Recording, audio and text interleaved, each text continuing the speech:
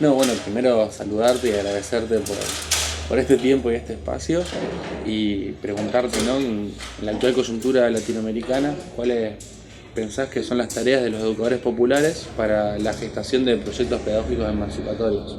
Bueno, dado que tu pregunta, digamos, es muy abarcativa sobre la cuestión latinoamericana, no puedo menos que mencionar que en estos momentos se están destituyendo a Dilma Rousseff, eh, que, realmente es un golpe de Estado, y no hay ninguna razón eh, jurídica para destituirla, no ha habido ningún tipo de actuación fuera de lugar de parte de la presidenta Rousseff y claramente es un ataque a una política popular y democrática, ¿no? Entonces es el marco en el cual estamos en casi todos los países de América Latina, de manera que la situación educativa realmente es muy preocupante porque uno de los intereses muy fuertes de quienes llevan adelante este tipo de golpes fríos, de golpes institucionales, utilizando la justicia como un instrumento político de las corporaciones, es precisamente la educación. Y lo es por varios motivos. Es por un lado por motivos ideológicos, o sea, que y eso creo que hay que tenerlo en cuenta, porque los sectores más poderosos, más ricos, siempre han estado convencidos de que la educación debía ser para pocos, que la educación debía ser un instrumento, digamos, de pacificación y de control para las grandes mayorías, tendiente simplemente a formar la mano de obra indispensable en el mercado para el mercado de trabajo, es una mano de obra de reserva. Entonces, lo que realmente su intención es una educación general para el conjunto y especializada para algunos grupos, y que solamente lleguen a la educación superior algunas élites. Esto es algo que está muy claro. Con lo cual, frente a ese panorama, ha habido durante hoy vale decir, desde el momento en que Lula asumió, Luego Kirchner, etcétera, ¿no? El resto de gobiernos en América Latina, populares, es decir, hubo políticas destinadas a que la educación realmente sea respetada como un derecho, a cumplir con el derecho universal a la educación, al conjunto de la educación, para que todos los latinoamericanos puedan acceder a todos los niveles y modalidades de la educación. Entonces,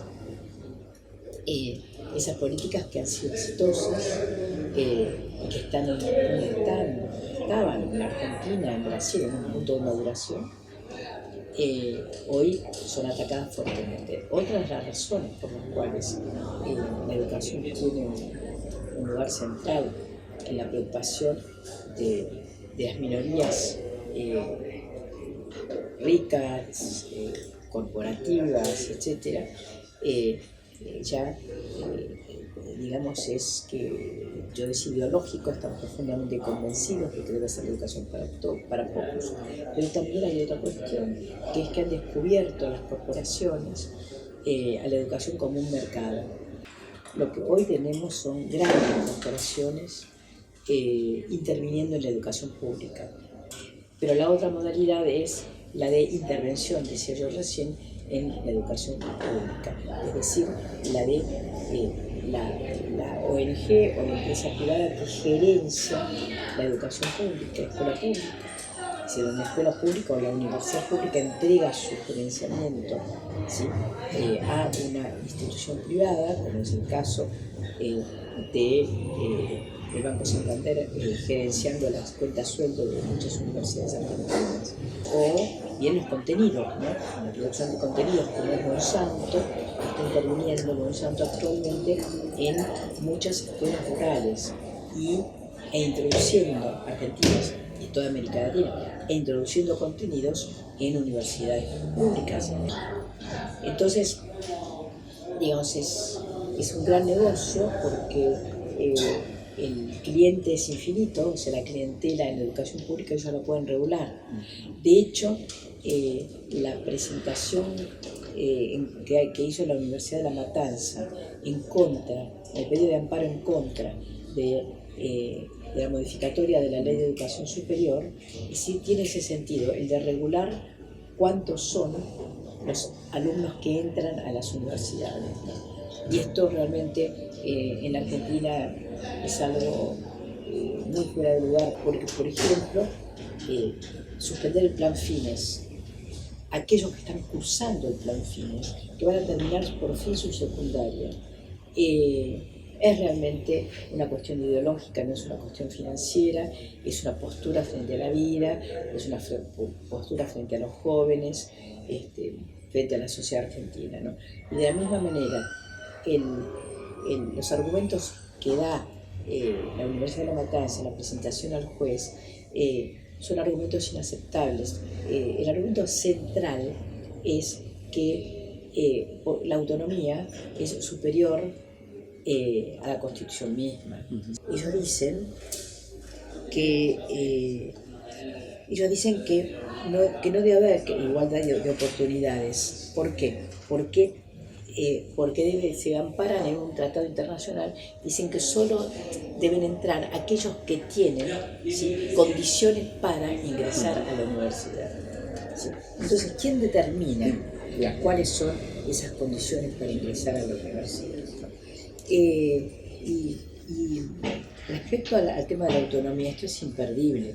O sea, dicen, ¿sí?, que la universidad goza de autonomía, por lo que no resulta un órgano ni descentralizado ni autárquico, ni dependiente de forma alguna del Estado.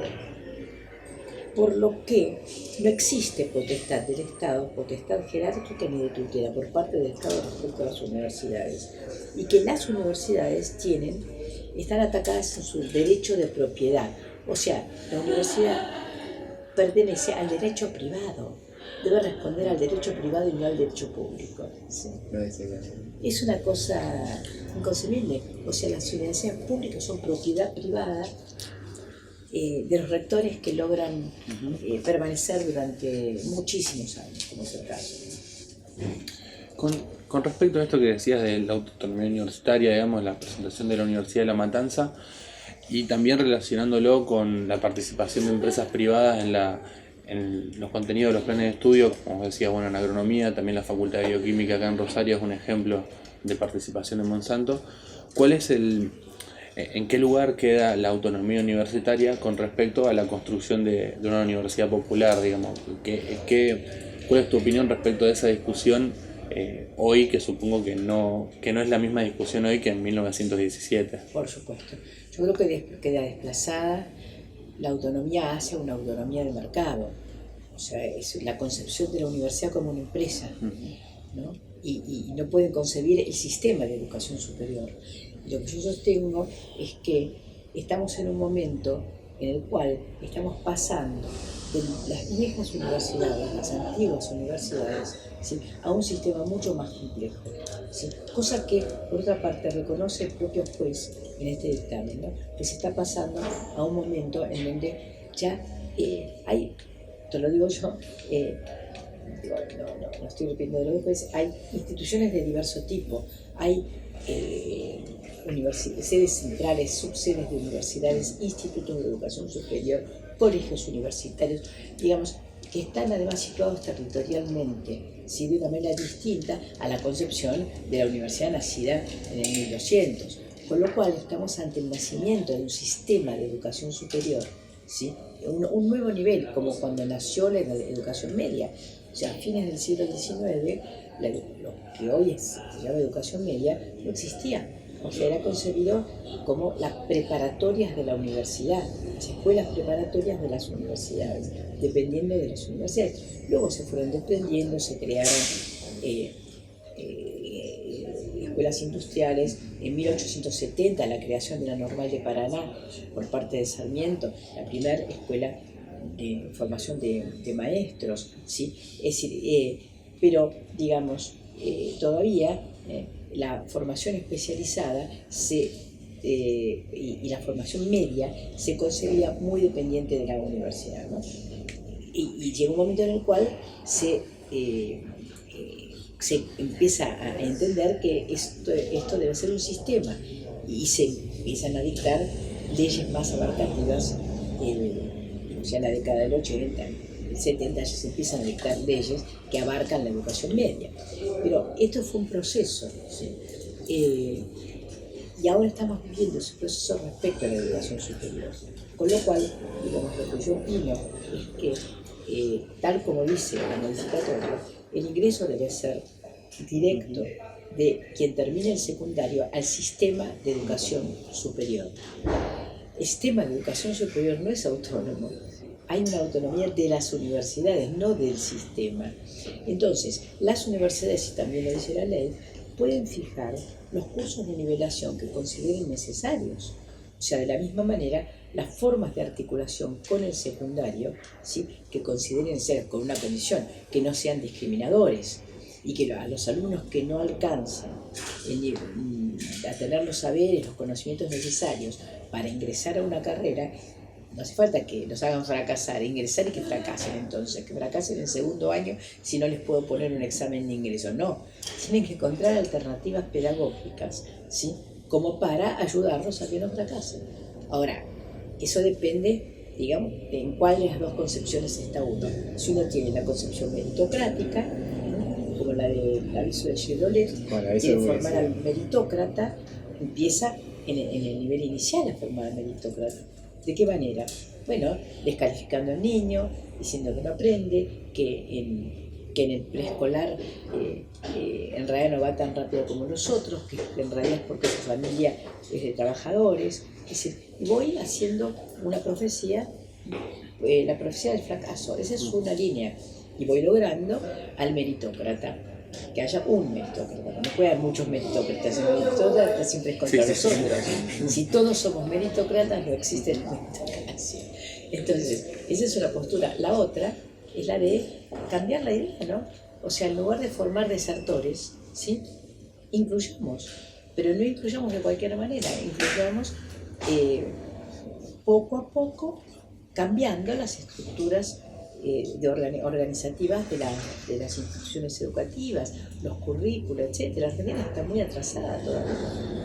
La universidad, ¿cómo puede ser que en Argentina todavía haya carreras de 7 años? Es decir, no hay una sola, yo no puedo dar ni una sola universidad de tecnología. No habrá quedado alguna rezagada, pero tiene 4 años la licenciatura. Entonces, ¿cómo se le puede proponer a un joven que hoy ingresa a la universidad que en el 2023 sí cumple con el plan de estudios, en el 2023, y si no se atrasa un poquito, en el 2025 va a alcanzar su meta? Entonces hay que pensar de otra manera. Y hay muchas universidades, varias de el urbano, que han planteado títulos intermedios, pero no títulos intermedios terminales. No es que el título intermedio entonces impide que alguien llegue a tener una carrera profesional, sino títulos intermedios como acreditables para seguir otras carreras. Entonces, si se hace un sistema de acreditación en vez de un sistema de desacreditación, ¿sí?, vamos a tener muchísimos jóvenes que van a estar jóvenes y adultos que por alguna razón tuvieron que dejar su carrera en algún momento, y les faltan, 4 materias para lograr una tecnicatura. Y no es que abandonaron y que entonces son fracasados, sino que a lo mejor van a ser las 4 materias se van a terminar la tecnicatura. Vamos a mejorar el humor de la sociedad. También, digamos, en este contexto, que hay una tendencia a la privatización de la universidad, en muchos casos recortando contenidos y pasándolo a posgrados, digamos, o postítulos. ¿Cuál es tu opinión sobre la importancia o el rol de los que tienen que cumplir los posgrados dentro de la educación pública? Bueno, yo creo que también esa es una discusión que se dio hace tiempo, pero hoy tenemos que verla de otra manera.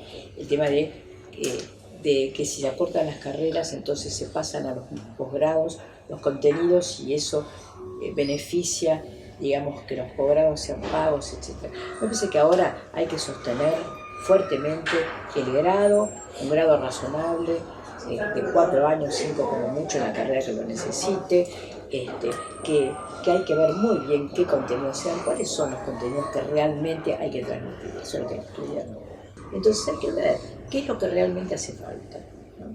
¿Cuáles son los objetivos de acá a los primeros 3 años, el siguiente año, cuáles son los objetivos que queremos alcanzar para formar a alguien que a la vez tenga, digamos, una profesión, ¿sí? y pueda trabajar, incorporarse al trabajo, pero que tenga también una formación general.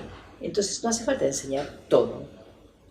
Por eso a mí no me preocupa mucho eso del desplazamiento de contenido. ¿Por qué? Porque después el posgrado, la maestría, doctorado es otra cosa. La maestría es una especialización, tiene que ser una especialización, ¿sí? Pero de alguien que alcanzó ya una formación básica sólida, ¿no? Básica, cuando digo básica no quiero decir no articulada con el trabajo, sí articulada con el trabajo, pero con conocimientos básicos para el trabajo, para la vida y culturales, ¿no? Los discursos privatizadores de la educación que en este momento están en boga, ¿qué impacto crees que pueden tener en todo este sistema universitario? ¿Los discursos? Los discursos privatizadores de la educación, la editorial de la Nación, digamos. Mira, yo creo que un impacto muy fuerte, porque el discurso neoliberal es como un líquido que se mete por todos los intersticios, ¿no? El problema es que, digamos, estamos en una época en donde hay algo que cayó, que se perdió y que está en crisis, ¿no? Que es la idea de igualdad. Y yo creo que la idea de la meritocracia es una idea que está arraigada. O sea, los medios de comunicación trabajan para eso. La señora o el señor que tienen un hijo, 3 hijos, y quieren que los hijos progresen o ellos progresar, compran ese discurso, ¿no? Y también lo compran los trabajadores, y lo compran los medios de comunicación, y lo compran algunos docentes, los compra mucha gente. Brevemente, por supuesto, ¿cuál es su balance de las políticas educativas del Frente para la Victoria? Bueno, yo creo que fueron muy importantes, que fue la mejor política que ha habido desde la época del Perón. Me parece que digamos que hubo la osadía suficiente como para incluir a grandes sectores que estaban excluidos. Y sí creo que faltó, pero quizá este era ahora el momento, ¿sí?, de impactar sobre el sistema educativo regular tradicional, ¿no? Por ejemplo, el Plan Fines me parece que fue un gran acierto. Hay 800.000 argentinos que lograron titularse en la secundaria con el Plan Fines. Me parece que ahora ya no, porque ahora ya cortaron el Plan Fines. Pero entonces ya estamos en otro tema. Pero si no hubieran cortado el Plan Fines, lo que habría que hacer en este momento es una evaluación de por qué tanta gente termina en el Plan Fines, cómo impacta la secundaria, y que no quedara el Plan Fines como un plan permanente con riesgo de ser una educación para pobres, que es lo que va a tratar de hacer este gobierno, ¿eh? Yo creo que van a dejar un Plan Fines residual, ¿no?, como una secundaria para pobres, y esto es lo que no hay que permitir. O sea, el momento en que un gobierno viene de una situación tremenda como fue la crisis de 2001, tiene políticas populares, ¿sí? Es muy importante que en algún momento esas políticas reviertan produciendo transformaciones estructurales profundas, ¿sí? Es decir, por eso insistimos tanto en que se dictara una nueva ley de educación superior y no se llegó a dictar. En cambio, sí, una transformación profunda que hay que defender es la Ley de Educación Nacional, y algo que es importantísimo, quizás en este momento lo más importante de todo, es la ley. Hay que militar la ley de financiamiento educativo, la nueva ley de financiamiento educativo, porque la ley de financiamiento educativo, el proyecto que está presentado por el equipo mío junto con CETERA, ese proyecto de CETERA, ese proyecto de financiamiento es un plan, es un programa, es un compromiso social desde ahora hasta el 2021, con metas. No es que simplemente se pide el 8% del presupuesto del Producto Nacional Bruto para la educación obligatoria y el 2% para la educación superior, sino que hay metas para alcanzar, ¿sí? Como hubo en la ley anterior dictada durante el gobierno de Néstor Kirchner, y que fue un éxito esa ley. Entonces yo creo que en este momento la campaña está siendo sincera, muy importante, se hace una gran movida en todo el país, en todas las escuelas del país, por la ley de financiamiento educativo.